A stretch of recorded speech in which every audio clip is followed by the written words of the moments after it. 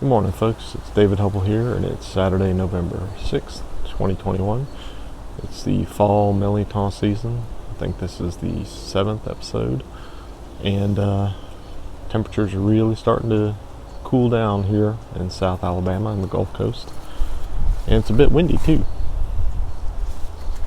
It was 43 this morning, and just time for our weekly check on the Mirlitons.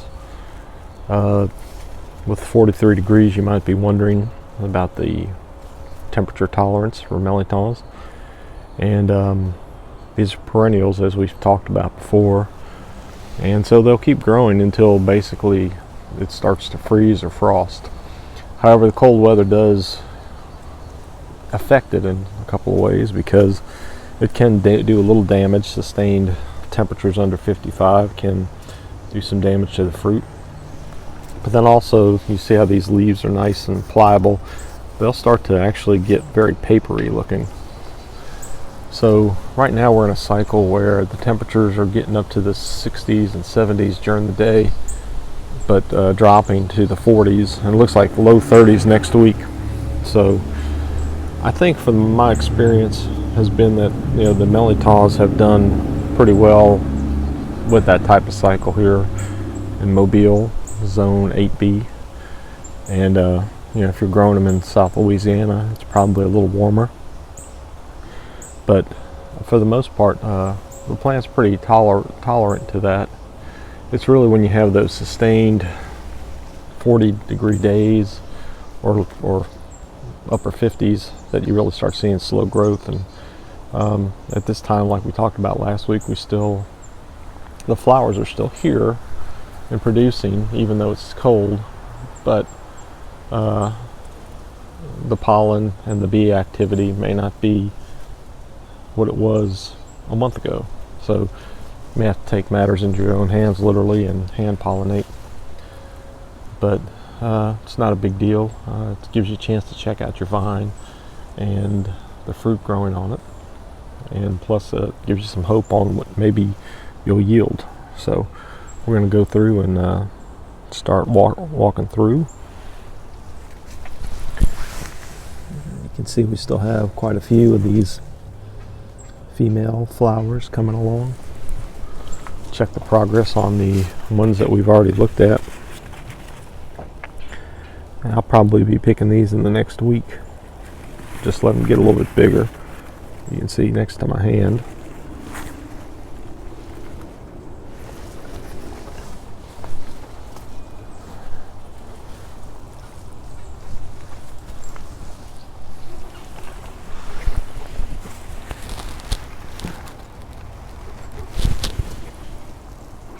I can hear one of our nemesis up in the tree, the squirrels.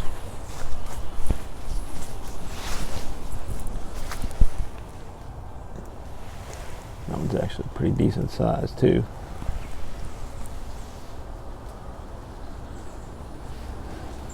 Back up in this camellia bush is where I'm going to have to really focus to see if there's any hidden back there. But anyway, let's keep going. This one's a little longer and skinnier than most. You'll find a lot of different variations on your Mirliton vine. We talked about them being spiky. Typically mine don't have spikes, but I have received one or two that has spikes all around it. But this one, you can see it's got these little pliable spikes, but most of them are pretty smooth. So the genetic information probably in these plants, for whatever reason, every so often they'll just come up a little different. Some will be a little darker, some will be a little lighter. I mean, for the most part, what you're seeing is what 85-90% of it will look like. But every so often you get these little quote-unquote mutations. So it's pretty cool. Male flowers are still blooming and getting on some new female flowers. So I'm about a month out from the first, our average first frost in Mobile. So with any luck, I can hopefully prolong the growing cycle this year, or maybe Mother Nature will allow that to happen, I should say. But as long as I'm vigilant and taking care of it, hopefully I can extend the possibility of having some more to produce to both cook and share at some point. So let's go check the backside. Here's the two that we have on the back end. You see this one's a little bigger. It's got some spikes on it.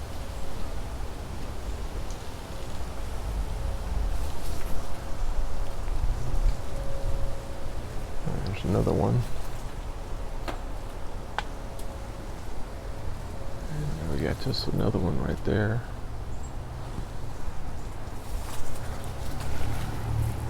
The other thing is that you almost have to go out a couple times during different parts of the day, because the way the light hits it will sometimes illuminate them to where you thought you've got them all, but in reality you missed quite a bit. Got one here up underneath the canopy. Well, actually two. Like I said, you know, sometimes you don't think you have quite as many, and then you start digging around. And the good Lord has blessed us with some surprises. This is where we had those three growing. You can see the two are still connected there, but one of them, the one that was on the other one, has fallen off. I'm not sure if that was due to our friends the squirrels. I'm not sure how much birds do damage-wise. But anyway, like I said, it's something I was hoping we'd be able to see a little more progress. It would have been interesting, or maybe just due to the fact where it was on the vine, maybe one of them wasn't getting enough nutrients and it just dropped. It's just hard to really control those type of things and really tell unless you're out there every day. So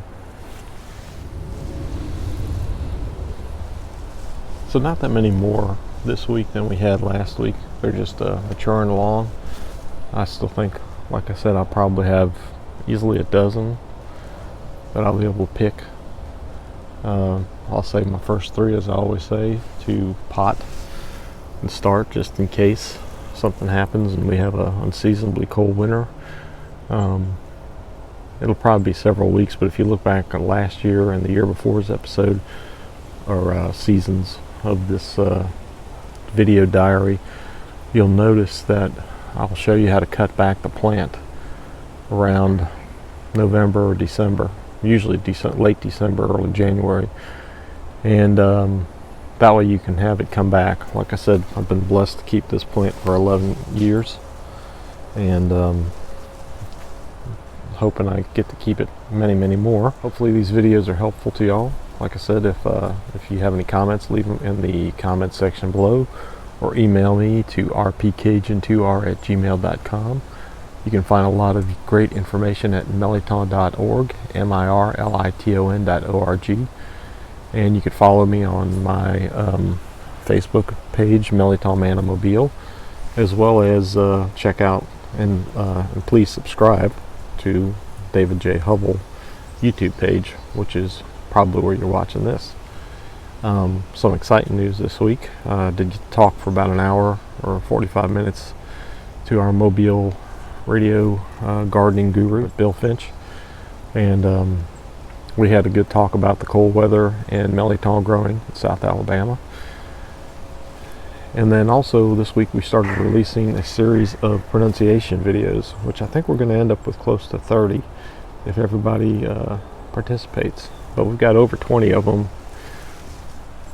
20 volunteers have given their time and made videos of us how native Louisianians pronounce the word Mirliton, or that's how I pronounce it, but you might want to see how the different variations are.